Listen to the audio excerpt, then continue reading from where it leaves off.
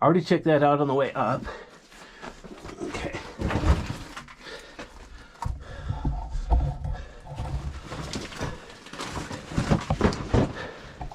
As you can see, like I said, this cave is a bit of a mess. Now I've got a reasonably bright light so I can see pretty well.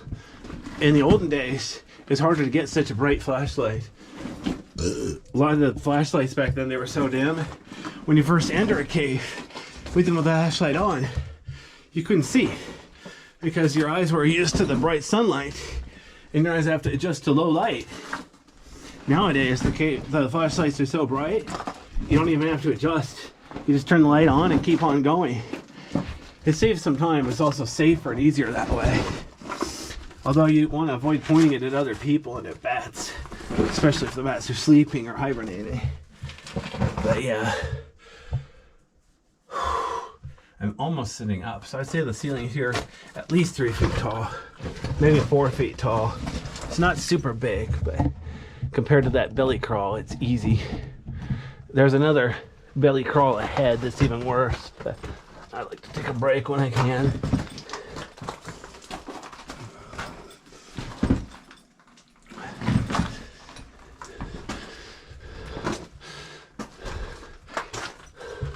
Okay, this little tight spot where it makes an S turn, it's pretty much where I have to get back on my knees.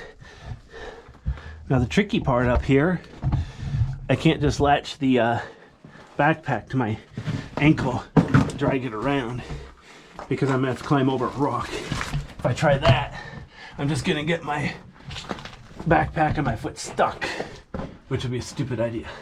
So I'm gonna have to go a little slower so I can be a little more deliberate and careful about where my backpack goes. Make sure that it's gonna fit. Like I said, it would be easier if I had a smaller backpack, but then I'd have to use smaller flashlights.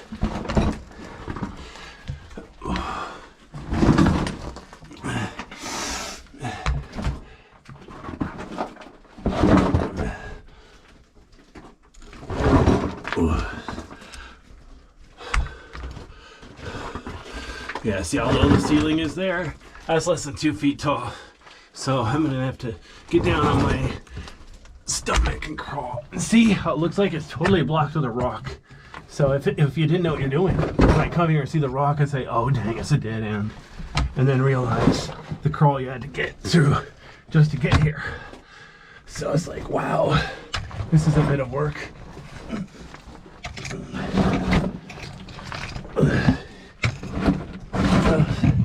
Boy, my arms are getting tired.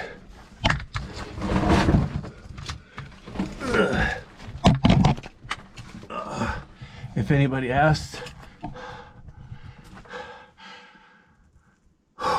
okay, here we go.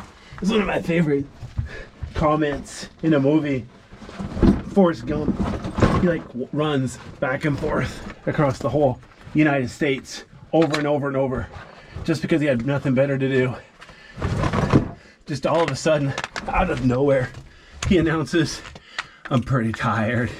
Think I'll go home now. Talking about anticlimactic.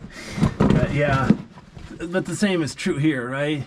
I get here well rested, batteries recharged, had a good breakfast, but you know what? My stamina, it just doesn't last forever. The thing is, I don't want to wear myself ragged while I'm inside the cave, or I might be too weak to get out of the cave. At the entrance of the cave, I have to climb up out of a hole, you know. So I do need to get back to the entrance to the cave while I still have some stamina left.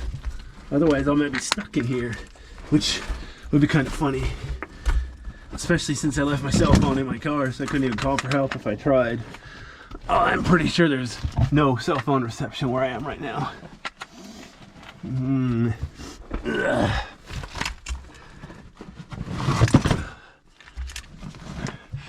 Okay, now we're having fun. I'm trying to go ahead, trying to get my backpack to go ahead, trying to get my camera to go ahead, my flashlight. It's one big mess. Okay, here's the plan. There's more room to the right. I want to make darn sure that room is usable by me. So what I'm gonna do, whoops, have my backpack go to the left.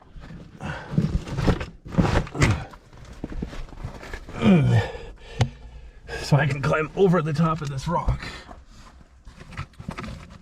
Although, come to think of it, it's pretty much the same way my backpack needs to go. Yeah, this is not pretty.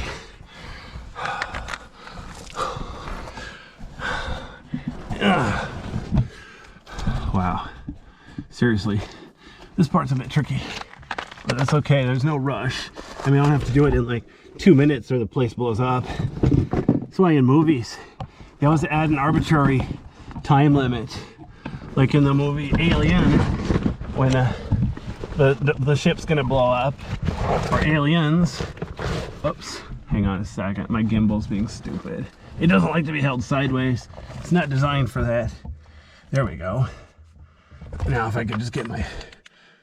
Okay, yeah, and then in the Aliens, when they have to evacuate because the whole fusion power plant's gonna blow up, etc. You know, luckily in real life, the place isn't gonna blow up, so I've got time to think about it. As you can see, there's tons of room ahead. I just got to get over this one rock.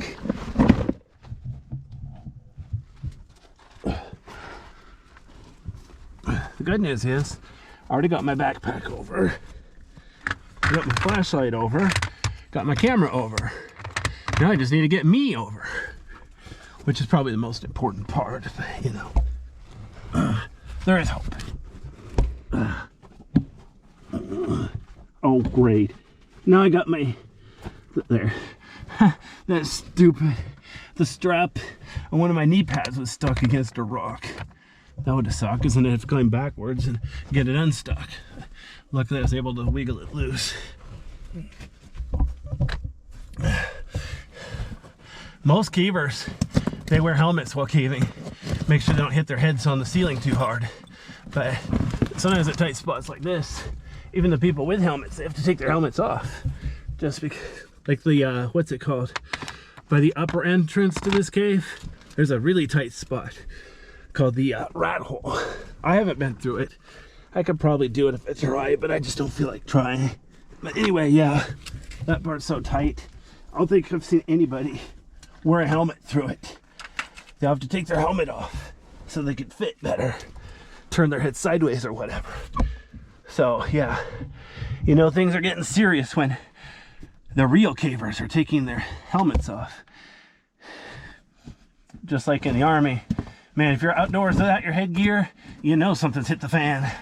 Or vice versa, if you're indoors with your headgear, yeah, something's going on. There's an exception to pretty much every rule, even in the army.